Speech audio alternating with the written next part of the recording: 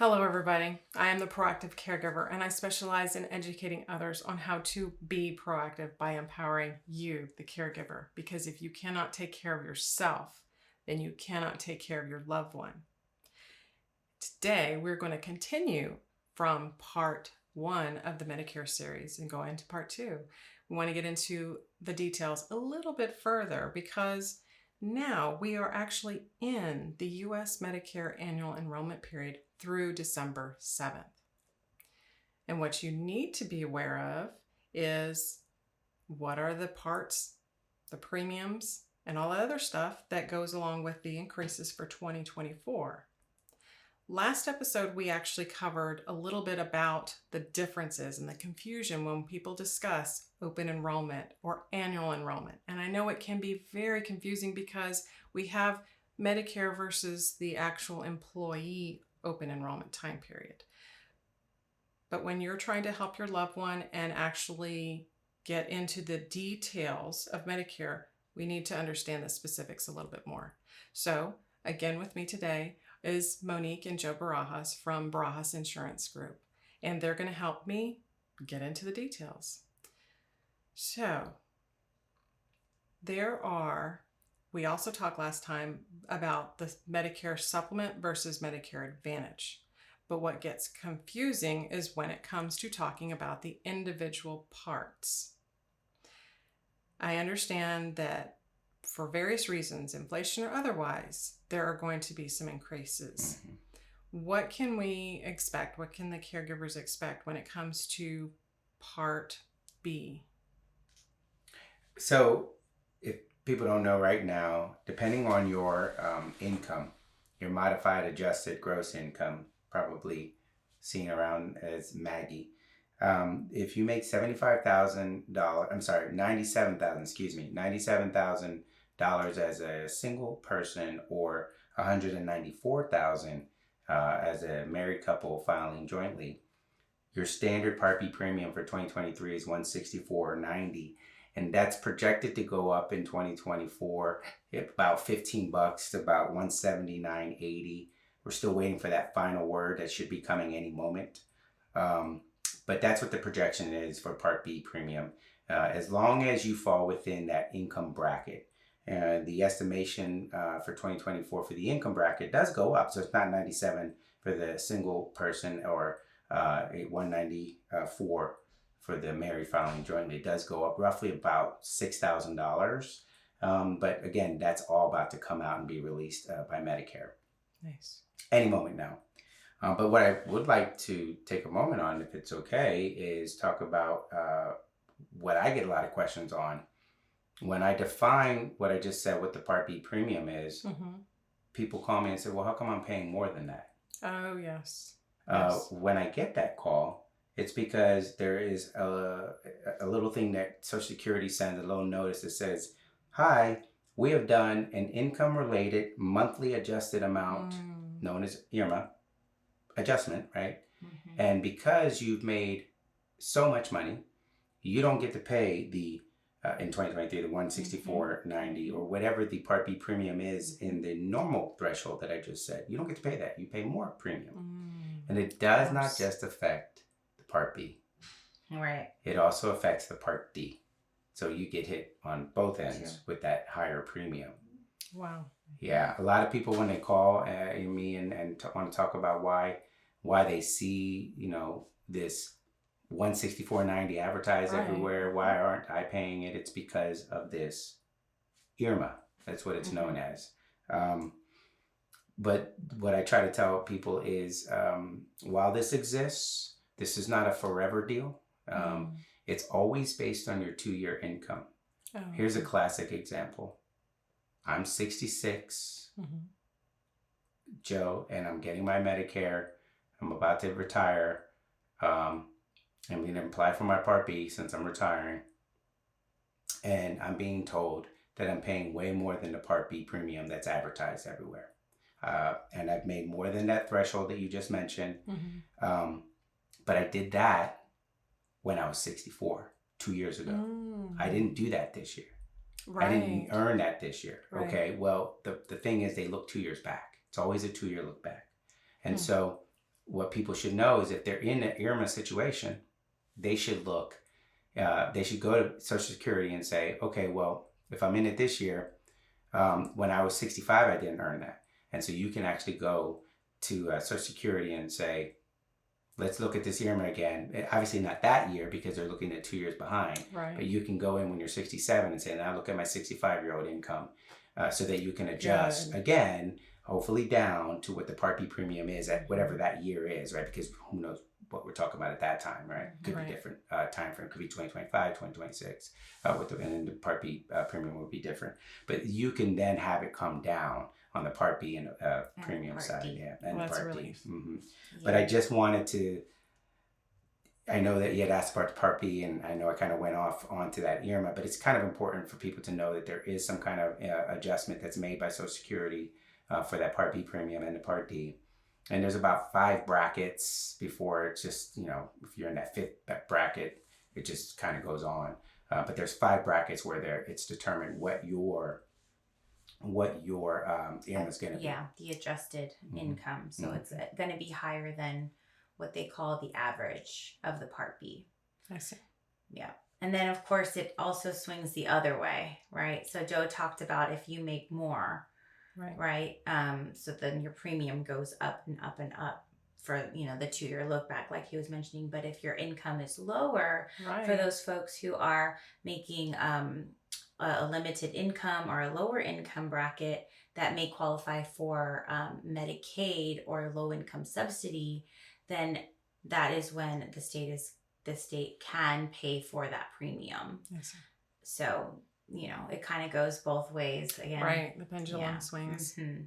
Well, it's good to know that there is an adjustment that can be made and you're not locked into it, because that's the other part of this. As people are retiring and they are adjusting to their benefit changes, they're on fixed income. And it's the idea of being stuck to that going forward or having to pay a higher rate consistently, it can actually be. Yeah, and yes, and also the thing that happens is if you're looking for whatever specific policy, right? Somebody lands on a Medicare supplement with a prescription drug plan, 2 different policies, but they purchase it to go with their Medicare, and then all of a sudden, they know what they paid, they saw the price, but then they're getting a letter from Social Security saying, oh, by the way, your premiums are higher. The thought process is, oh, that's because I signed up for that insurance plan. And it has nothing to do with that. It's completely independent. Same thing on the Medicare Advantage side. It's advertised all over the place as low premiums, right? But that's not what I'm paying. So what's going on? And so the thought process, again, if this is not properly educated to the client, the IRMA, is that's because I signed up for that particular plan. So they see it as I have the wrong plan and they're ready to change to a different plan just because they don't understand the difference. Or the associate or agent that helped me misled me. Right. And that's not the case. Right. It's all income based. So when we're looking at this, that you covered the Part B and we started to mention a little bit about the Part D. Can you explain a little bit about this? So, yes, Part D is for your prescription drugs. So as soon as you get on Medicare, once you're Medicare eligible, what a lot of folks don't maybe miss like the fine line, but if you don't get on a prescription drug plan when you're first eligible, you have a 63-day window. You may be eligible for a 1% penalty fee of the national drug average. Wow. Yes, of that year. And so that number it depends on the year, but that it always increases. But as soon as you get on a prescription drug plan, this affects anybody on Medicare. There's different stages. So there's 4 stages in the drug with the Medicare prescription drug plan. First is your initial deductible. So depending on your plan, some plans don't have deductibles, some plans do. Again, this can include Medicare Advantage with prescription drug plan or just a standalone. That's increasing from 2023 to 2024. So this in 2023 it's $505 is the deductible. Next year it's going to go up to $545 for the prescription prescription initial deductible. So that's stage 1. Again, if you don't have a deductible, that you just start at the next stage, which is the initial coverage stage, right? So as soon as you get to the initial coverage stage, you pay your copay. And what a lot of folks don't realize in their pharmacy, whatever pharmacy they go to, should give them monthly statements along with their insurance plan of like where they are in the stages. But they pay their copay. But that copay, they also add the retail value of it. So if you're taking a prescription drug that's maybe an insulin or something that is a specialty drug with a higher value, but you're only paying a lower copay, they take both of those values and they add them together to get to the next stage. So they not only are taking your copay, but what the actual drug cost. Wow. Yeah. So a lot of people that are taking those expensive drugs, those name brand drugs, they will hit what we call the coverage gap, which is also known as the donut hole. Right. If you've heard that term. And in that term, so you get that once you get the deductible, you have to reach $4,660. So it's $4,660 in 2023. It's going up to $5,030 in 2024. So once you reach that $5,030, again, that's your copay plus the prescription drug, the actual value, because everyone's like, oh my gosh. What the plan pays, Yeah, what the plan pays. Then you go into what they call the donut hole, and that's where you're responsible for 25% of that drug. So yeah, we've been getting phone calls from clients and reminding them this is why your prescription has gone up significantly, because you're in the donut hole. And most of the time they will catch it on their monthly statements, but sometimes we just put the mail in the trash and we don't open it. So it's a good reminder to reach out to your agent and just get that clarification again.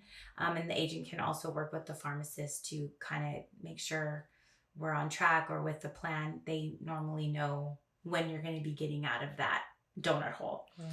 So once you get out of that, they go into catastrophic coverage. And this year it's $7,400, and next year it's going up to $8,000. So once you reach that out-of-pocket threshold, starting in 2024, there's no copay. Yeah, so that's brand new for 2024. That's brand new, so that's good news. In 2023, it's a 5% co-insurance or a small copay if you hit the catastrophic coverage. But as Monique is saying, new in 2024 is once you hit the 8,000 number, that's a true max out of pocket where there won't be a copay. And again, it's that 25% plus the value. Yeah, the 5% will be gone. It'll be eliminated. I'm glad you said that the statements were come out, because I can imagine that the caregivers are already overwhelmed with the information, and that statement is set aside. So yeah, make sure you open the mail from that particular plan that you're on the drug plan or the Medicare Advantage plan with the prescription drug. And you'll see how much you're paying, the copay plus the, what the plan pays. And then you can kind of see on your monthly statements if you're going to hit it. Yeah, some people never hit it, and then some people that do take expensive prescriptions will probably know exactly what we're talking about. And they will probably hit their max sooner in the year than later. So then the low income, so we have the low income subsidy, and then we have the IRMA, and this back and forth pendulum between the two. It seems like it creates a lot of pockets for people to fall through, and then hitting this change and hitting this difference when you're going through the insurance and you've got Part B covered, you've got Part D covered, and we discussed in the last episode that people referring to Part C is really the combined of the Medicare Advantage. Correct. Is there also a Part A that is mentioned? Yes. So Part A does cover hospitals, like just if we're talking basic Medicare. And there is no premium to that if you've worked in the United States for at least 10 years or 40 quarters. So that's usually just a given. So there's no premium. However, if you haven't worked in the US, or you're not, married to somebody that has, because sometimes the spouse maybe didn't work, but they could pull from their, spouse's Social Security. And in that case, they wouldn't have a premium either. But if they didn't, then there is a premium to Part A for some folks. But that is, Yeah, Part A is designed to be premium free if you worked Mhm. for 10 years. It doesn't have to be consecutive 10 years of paid into the Social Security system for 40 quarters. So it is designed to be premium free, but it's not if you haven't worked enough. Yeah. This is, it's always amazes me with the information, the amount of information, and that the caregiver has to understand their level of income. And in many cases, if it's the spousal caregivers and how that affects their level of income, as they're adapting to this change of insurance, they're looking at it as the individuals, because in many cases, a caregiver one of the spouses, let's just say the caregiver may reach their age limit to be eligible for Medicare before their spouse. Right. So the difference between them is there something where they have to actually consider their insurance or be able to keep their spouse on their insurance, or do they have to actually get separate? That's a great question. And again, it's a case-by-case situation depending on the individual. So if their spouse, we always say, let's look and see if the spouse is working and you're on an employer plan, let's go ahead and see what those benefits look like for that year. And we can see, is it worth, staying on that employer plan? Because if the spouse is allowed to stay on, that's considered credible coverage in Medicare's eyes. So that is okay. And so once or maybe the plan benefits aren't as great, or they're not allowing the spouse to be on it, then they're kind of forced into the Medicare system. And so then in that case, they would still look at that individual's income, but they would, if they're married and they're filing together, they count it as a couple. And those incomes range for getting that extra help. So they change every year. We only have the 2023 numbers right now, which we can share.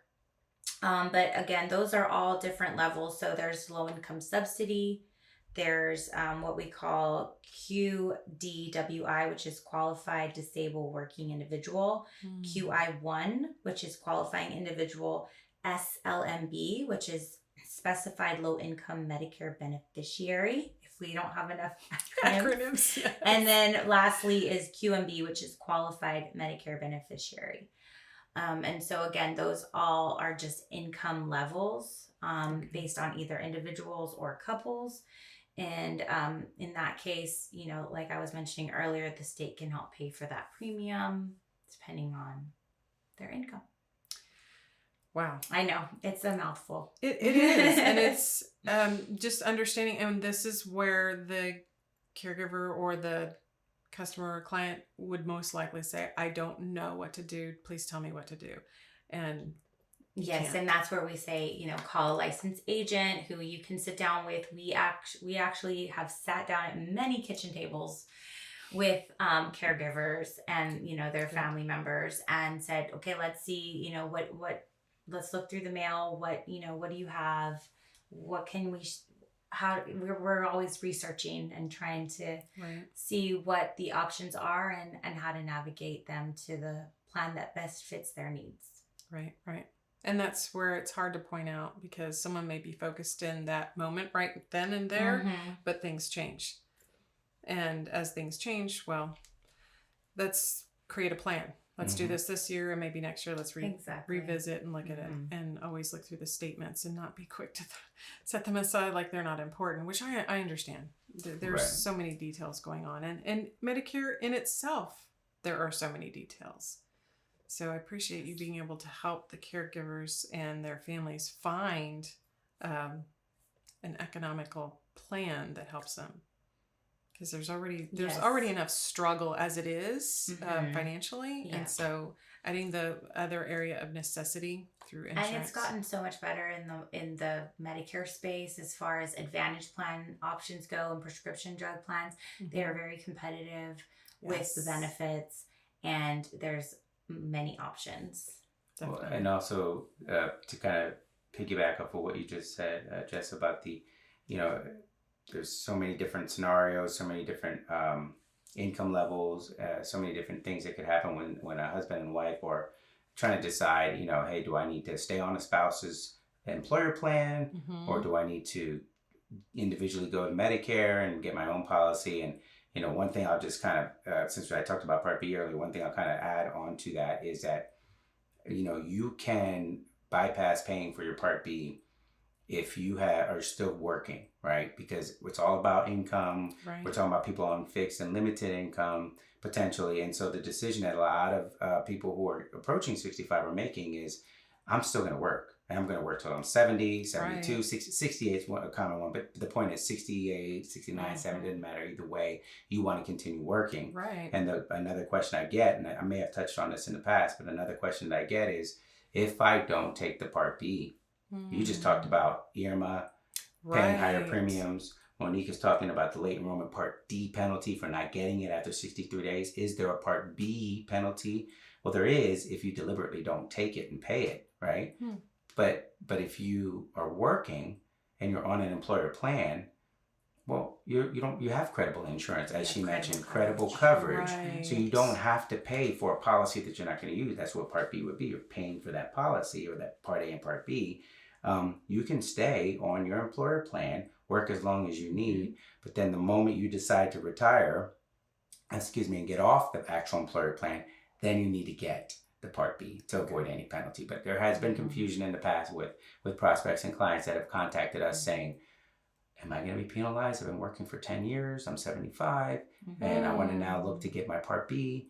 What's going to happen, right? No, as long as you've worked and maintained that employer plan, no penalty. That circles back to the first episode when we were talking about special elections. That allows that special Right. election, Yes, it does, losing employer group coverage. Right. You have 63 days once you decide to leave that employer plan. So just plan ahead. Obviously, when you're retiring, you have that date in mind that you want, that's your last day. Right. And just know that you have, 63 days after your last day of coverage from your employer to avoid that penalty. It's ironic to me that I don't think I've ever met a single person that hasn't said, I can't wait to retire. Like, everybody knows the age they can retire. Date. But there are a select few that want to work. They enjoy working. Absolutely. Or that's what gives them purpose, and they go beyond that retirement age. So when I get somebody that says that they're about to turn 65 and they want to continue working, I'm like, well,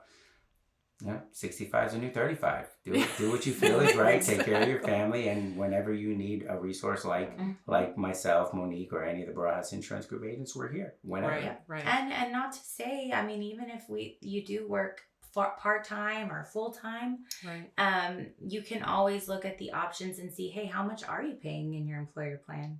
Are you paying, is it more expensive to stay on there? Or is it more, economical to get on Medicare and get on a lower to no premium Medicare Advantage plan? Which is true, because some people actually continue working and stay past their retirement age because of the idea of thinking, if I stop working, I don't have insurance, because they don't know the difference and they haven't looked into the difference of what it would actually cost if they change plans. Right. And healthcare costs, just everything in general is going up, unfortunately, with inflation. So you're right. Yes, and when you're talking about caring for a loved one that may need a special care, then every single dollar counts. And if there's a policy that you can look into and that you would be able to help explain the details and weigh the pros and cons of what you're going for, then I think every caregiver needs to do this on an annual basis, because life happens and changes from one year to the next. And even if inflation is causing the cost to rise, you may not need something you previously had, or you may need to get something you haven't had. Benefits. Yeah, just Absolutely. to cover and protect yourself from increasing costs. Exactly. So then, in the areas that you're able to help, what areas does big insurance cover? So we're in Texas, and we service all of Texas. We are also in Louisiana. We're in Georgia, Florida. We're also in New Mexico, Nevada, and West Virginia. Nice. Soon we're actually going to be, sorry, didn't mean to cut you off, but soon we're going to be in January, we're going to be in California and Colorado. More families to help. That's awesome. And for the listeners that are interested in asking about any particular insurance plan or insurance companies, how do they get in touch with Big Insurance? Yes, so there's a couple of ways. The easiest would be to call our 800 number, and that goes directly to Joe and myself. And that is 1-888-347-2278. Awesome. And then we also have our website, biginsurancegroup.com. You can also find us on social media, on Facebook, on Instagram, and on LinkedIn. Excellent. Well, thank you. Yeah. Thank you Thank you. for Thanks sharing for this having us. information. This is definitely, like I said before, not a piece of information or type of information you're going to want to gloss over.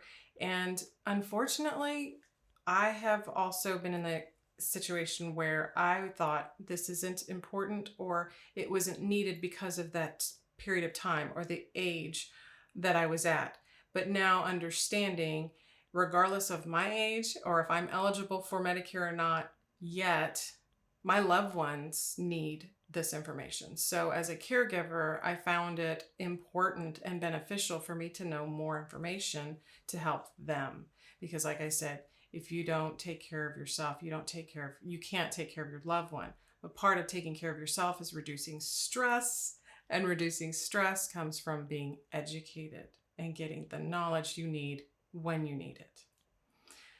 Alrighty, ladies and gentlemen, I hope this episode gave you a lot more food for thought. You can find more information about this on the blog at proactivecaregiver.com, and this episode will be on YouTube as well. If you have any other questions about Medicare, please drop me a line and we'll see if we can get that information out to you through social media. But until then, thanks for tuning in and be proactive. Take care, everybody.